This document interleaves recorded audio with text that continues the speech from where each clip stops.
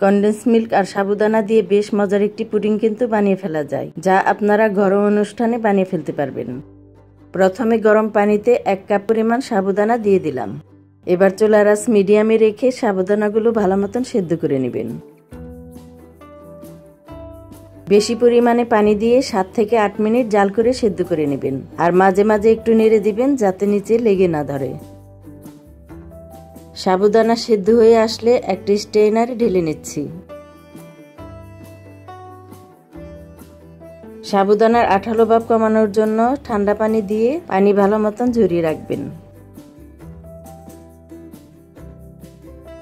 এবার অন্য একটা প্যানে দিচ্ছি 1 লিটার দুধ, সাথে দিচ্ছি 1 can condense milk. Condense milk দেওয়ার পর চামচ দিয়ে ভালো মতন নেড়ে মিশিয়ে জাল করে নেবেন। আপনারা যারা মিষ্টি বেশি খেতে পছন্দ করেন তারা সামান্য চিনি দিয়ে নেবেন। এবার দুধ ভালো মতন জাল করে নিচ্ছি। 4 থেকে 5 মিনিট জাল করার পর দুধ চুলা থেকে নামিয়ে ভালো মতন ঠান্ডা করে তারপর ব্যবহার করবেন। এবার ক্যারামেল করার জন্য দিচ্ছি 1/2 কাপ চিনি, সাথে সামান্য পানি দিয়ে জাল করে ক্যারামেলটা বানিয়ে নেবেন। চুলার আঁচ মিডিয়ামে রেখে আস্তে আস্তে জাল করে ক্যারামেলটা বানিয়ে নেবেন।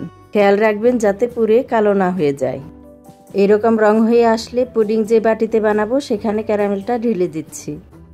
চারপাশে ভালো মতন লাগিয়ে বাটিটা এভাবেই রেখে ঠান্ডা করে নেবেন। এবার একটা বাটিতে নিচ্ছি 8টা ডিম।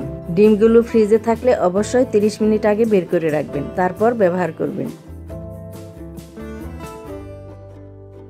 এবার দিচ্ছি ফ্লেভারের জন্য ভ্যানিলা এসেন্স 1 চা চামচ। এবার একটা কাঁটা চামচ দিয়ে ভালো মতন ফেটিয়ে নিচ্ছি।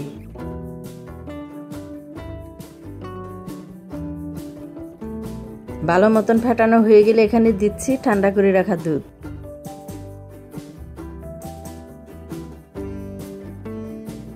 দুধ দেওয়ার পর আবার কাঁটা চামচ দিয়ে ভালো মতন মিশিয়ে নেবেন। দেখবেন মিশ্রণটা সাদা রং হয়ে আসবে।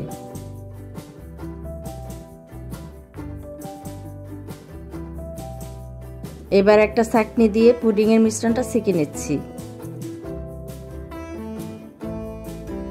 ছেঁকে নেওয়ার পর 1 কাপ সাবুদানা এখানে দিয়ে দিবেন। সাবুদানা দেওয়ার পর ভালো মতন চামচ দিয়ে নেড়ে মেশাতে হবে। সাবুদানা যদি দলা পাকিয়ে থাকে সেক্ষেত্রে ভালো মতন নেড়ে মিশিয়ে ফেলবেন। ভালো মতন মেশানো হলে মিশ্রণটা ঢেলে দিচ্ছি পুডিংয়ের বাটিতে।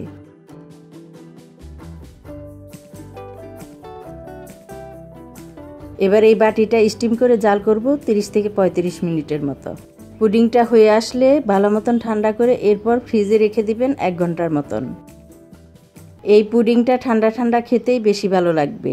ঘরোয়া যে কোনো অনুষ্ঠানের জন্য বানিয়ে দেখতে পারেন।